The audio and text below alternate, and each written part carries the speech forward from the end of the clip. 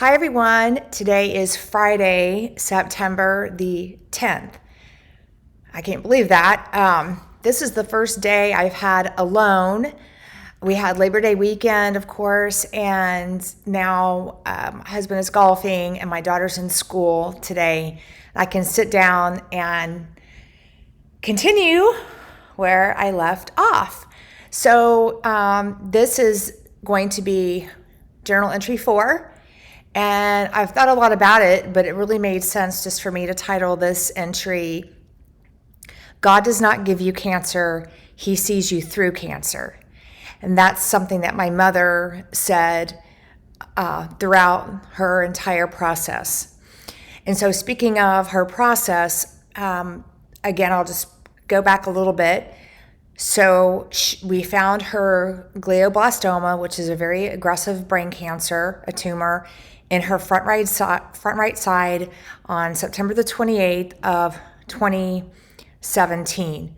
And she passed on January of 2019. And now, let me just say, it was very difficult for everyone involved. And so I'm just going to start talking about what it was like for her and for us and for myself, being the primary caregiver and eldest of 4, a wife, a mom. I was an active co-leader for my daughter's American Heritage Girl group, which met every Monday. We never missed a Monday. I tried to maintain as much normalcy as I could, in our household. So any event, Mom always said, God does not give you cancer. He sees you through cancer. And so in the time frame that she was diagnosed, it was just unbelievable. The end of September of 2017, and literally it was like 12, 13 months, it may have, right at the September, October mark of the following year, she went through 3 months of chemotherapy, Timidar. It's an oral chemo, and that was immediate. So that was end of September, so October, November, December, and I think part of January. Simultaneously, she was going to radiation treatments. So chemotherapy and radiation. And radiation was a couple times a week. And that was for six weeks, I think it was. So here Mom was putting on a brave face, but it whipped her booty, obviously. And also, she, of course, had craniotomies.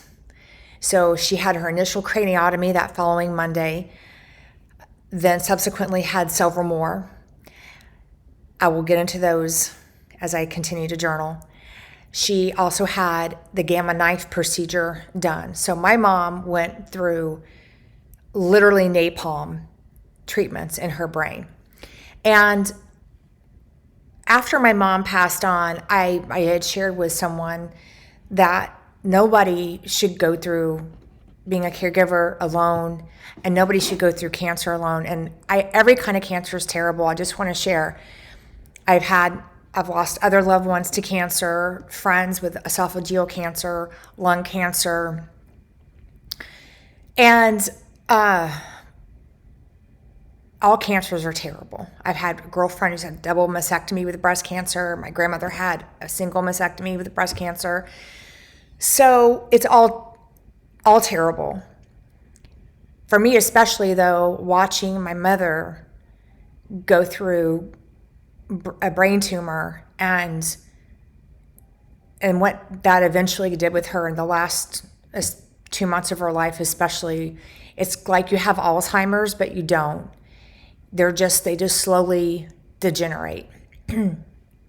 So let me just back up though, before I get ahead of myself. So living with glioblastoma, so God does not give you cancer, He sees you through cancer. And my mom literally lived that. I had people that I would encounter, very well-meaning people, that would say to me, oh, you just have to pray and believe and have faith and healing. And they were very well intentions, good, loving, kind, faith-filled people. And at some point, I just said, I respect what you're saying, but just stop. Because I know for a fact that there's not going to be a healing in this situation. There's just not. And it's not because I didn't have faith. It's not because I didn't, nothing. It's because I knew deep in my soul. Was it going to be the 12 months? Was it going to be 16 months? I was hoping, y'all, I promise you, I was like, no, we're going to be the 3-year marker. We're going to be the 5-year marker. That's what we're going to be, Mom. That's what we're going to be. And Mom wanted that too. But I'll get towards the deterioration part later. But anyway, initially, and I would just tell very well-meaning people, you can't say that to someone who is literally, we know, and I knew the testimony was not going to be, oh, God healed my mom. That's not going to be our story. Our story is, how is Mom going to live through this with grace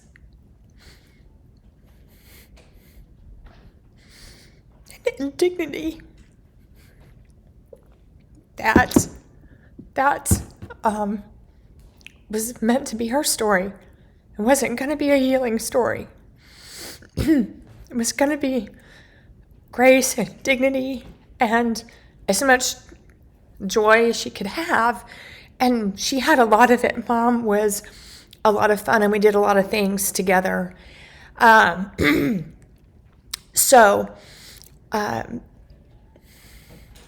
I'm distracted with my cat who's trying to get out the door again.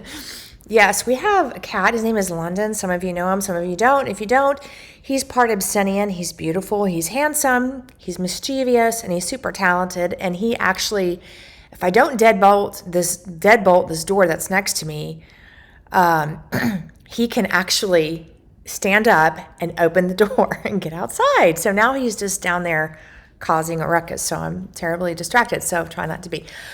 Okay, moving on. So living with a glioblastoma, running around appointment after appointment after appointment, having MRIs every 3 weeks. It began as every 3 weeks.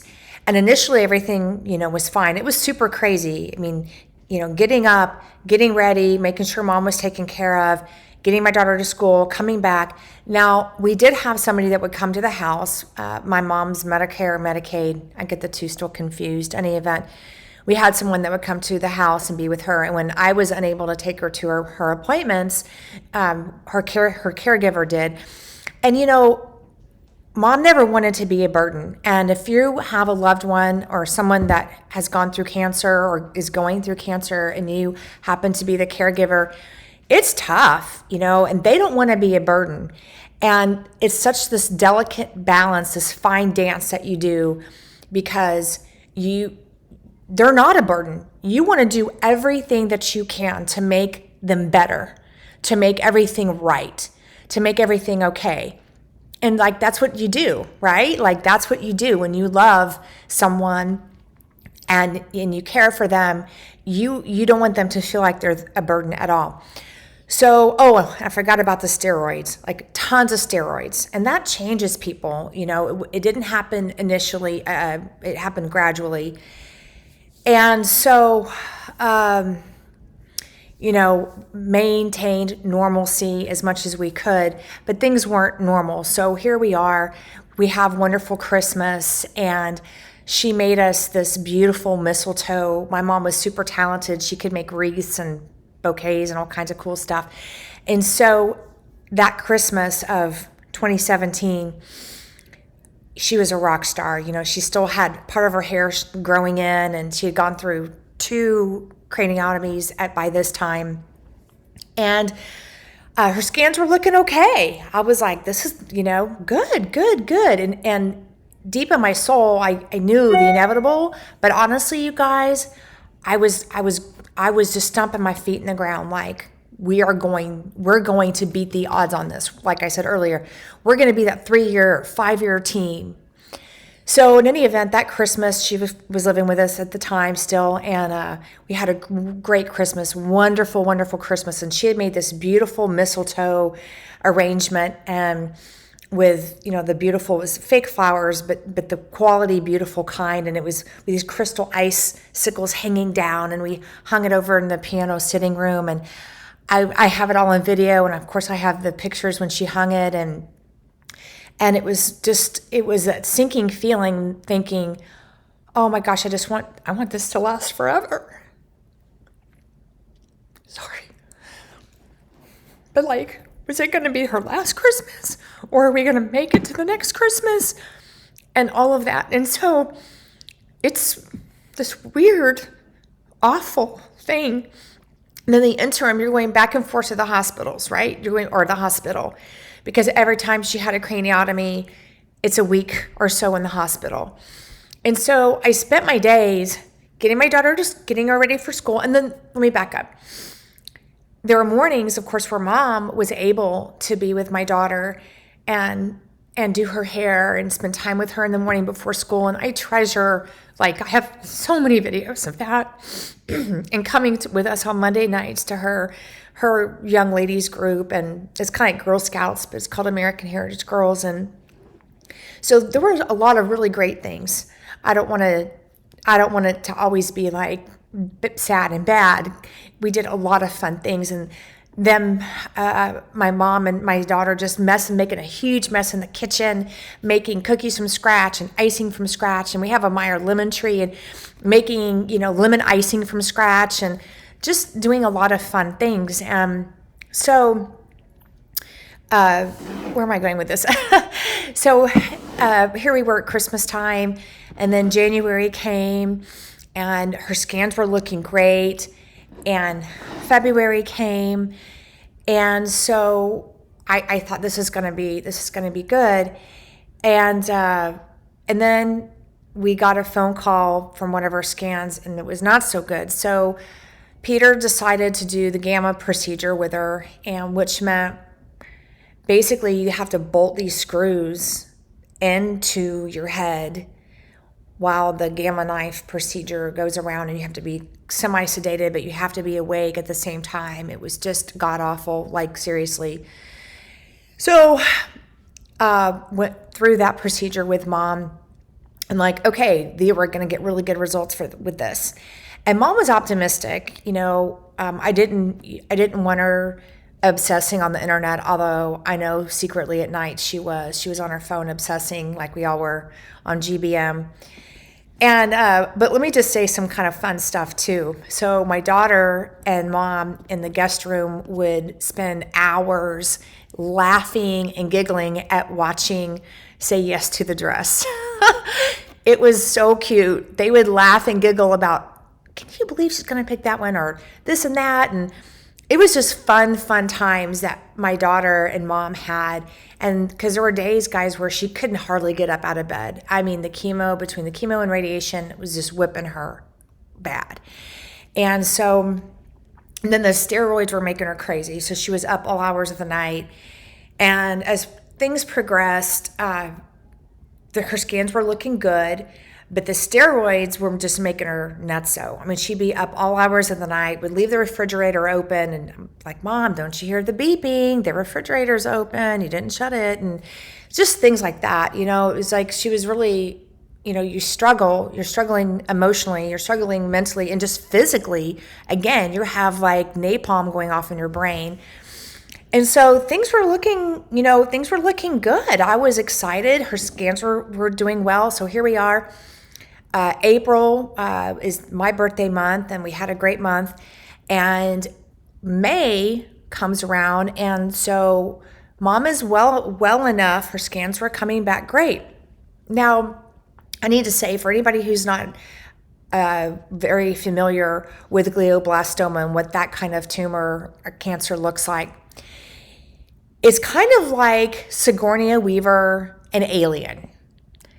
The tumor is an alien, and it has tentacles, and you can kill it and kill it and kill it. Even if you kill it, it's going to have these little tentacles, and you may not see them right away. They're going to scurry off, and then they're going to regrow, and they're going to grow someplace else. So every time the radiation was done, they were shrinking the tumor and then killing cells around the tumor as well. And so the blessing was in the far front right lobal section. So like it didn't affect her speech or her taste or memory or things of that nature. So like, hey, it's a great place to have a brain tumor if you're gonna have a brain tumor. So in any event, sorry.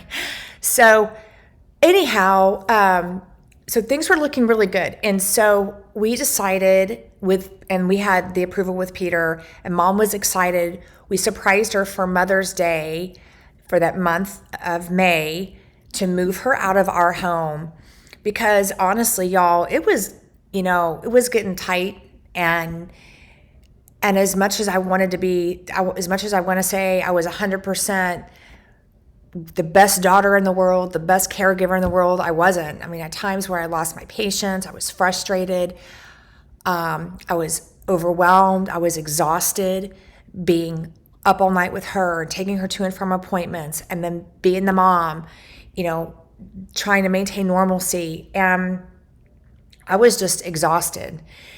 And she was exhausted too. And so it was just time for her to move out, and we were happy. So thankfully, my husband is kind and generous and thoughtful. And may I say, he played a lot of golf, and he was away from the house frequently while she lived with us. And so although he adored my mom, and he was so good to her and kind and much more patient at times than I was, truth be known. So we moved my mom to the Forum.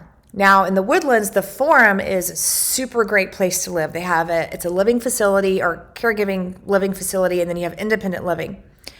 We moved my mom in, and wouldn't you know it, well, they had this beautiful apartment, 1 bedroom, 1 bath, with an enclosed balcony, which is perfect because she had a cat. And that was the other thing. We had her cat living with us, with our dog and our 2 cats, and my female cat was not a fan.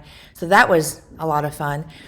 So in any event, the building, so it's all in sections, and the building that they had the one place available for was the Rosewood building.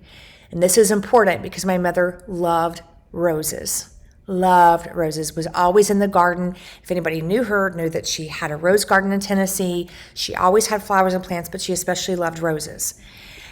And I remember walking up when we were taking a tour, and I was like, the Rosewood building. Of course, it's the Rosewood building. Of course it is for her. And so it was wonderful. So we moved the things from the storage unit, her selected items, into the Rosewood building, into her place. And it was special. She loved it. And I was happy for her because she didn't have to feel a burden here and all of that kind of good stuff. And so it was good for her. They had social hour, and she made a good friend next door. Her name was Joanne. We'll talk about Joanne later. And it was a sweet time. We could come visit Nani at her place, and she had her little routines. And by this time, we had very regular caregiving because Mom's memory was not that great, and there was a lot of medication still to be had. She had to get on high blood pressure medication. She never had high blood pressure before, but it was due to the chemotherapy and the other drugs that they had her on. Then, of course, she had morphine and some other stuff that she was on. And so, anyway, it was necessary for her to have that care, at least during the daytime. And so May and June of 2018 were really, really special, good months. And so I'm going to just stop right here. The time, I'm talking for about 19 minutes now. And I'm going to take a break, and I will come back and just kind of continue where I picked off. Thank you for subscribing and watching. So this is, I guess I'll just call this the part 1 of God does not give you cancer. He sees you through cancer. And then, of course, my mantra and what I know is on my heart to share with anyone and everyone who was with me on this is God is real, God is personal, and He is powerful, and He is for you, and He is in love with you, and He's crazy about you. And if you don't know that, my hope is that you will discover that and learn that. And if I can just share why He is good, even in the midst of sadness and loss, He's still good. So I'll be back in a little bit. I'm going to take a break. Thank you so much. Bye.